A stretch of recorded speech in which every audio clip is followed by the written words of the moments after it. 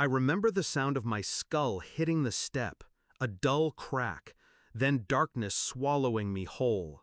When I woke, the hospital lights stung my eyes, my arm in a cast, ribs bandaged, head pounding, and my parents standing at the foot of the bed, cold eyes, flat voices. "You deserved it," my mother said. My father nodded. "You've always thought you were better than her. Her, my sister, the one who shoved me down the stairs the night I came home with good news. I had just signed a $6 million contract, a deal that should have lifted us all. I walked through the door ready to share it. Instead, I got hands on my back and concrete steps rushing up to meet me. They always compared us. She was the golden child, the delicate one who needed protecting.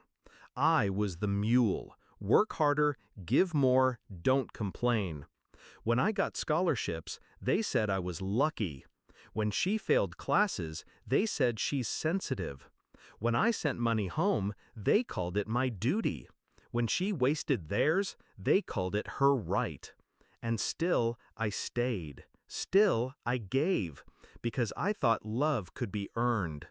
But lying in that hospital bed, hearing my parents justify my fall as deserved, that was the day love died. A few days later, they all came, parents, sister, cousins, not with flowers, not with concern, but to mock me. "You think you're rich now?" my sister sneered. "You'll never belong at the top. You're just a fluke." Laughter filled the room like smoke choking the air. I didn't argue, I didn't cry, I didn't beg for their approval anymore. I just waited, because I wasn't alone. When the door opened again, silence cut the room in half. My father's face went white, his voice broke. "Oh my God, it's him!"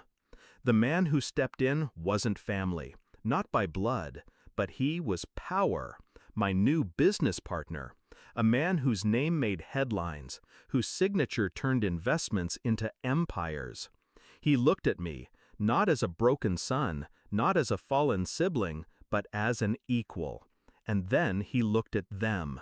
"This," he said, his voice calm but sharp, "is the person I trust with my fortune. And you? You tried to destroy him." My parents froze.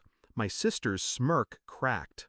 They didn't know the contract I signed wasn't just money. It was ownership, assets, protection.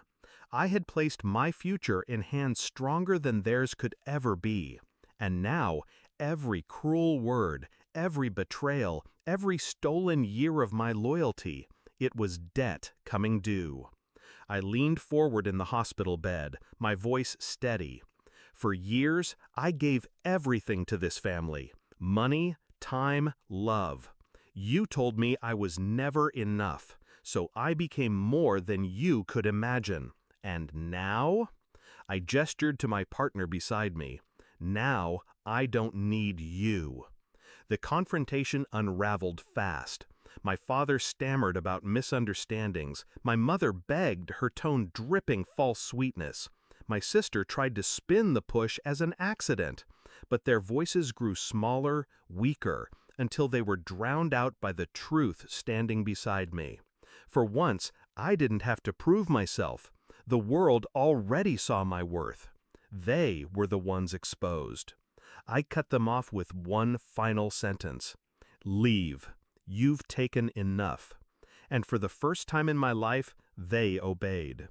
When the door shut, the room was quiet again. Not the suffocating silence of their mockery, but a clean one, a silence that belonged to me.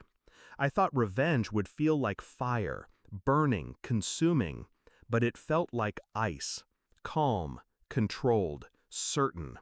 They pushed me down the stairs thinking I would stay broken.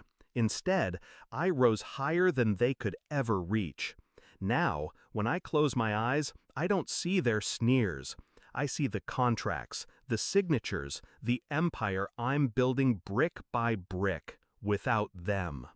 My family taught me one lesson, the only one that mattered. Sometimes blood isn't thicker than water. Sometimes it stains, and when it does, you wash it off, walk away, and never look back.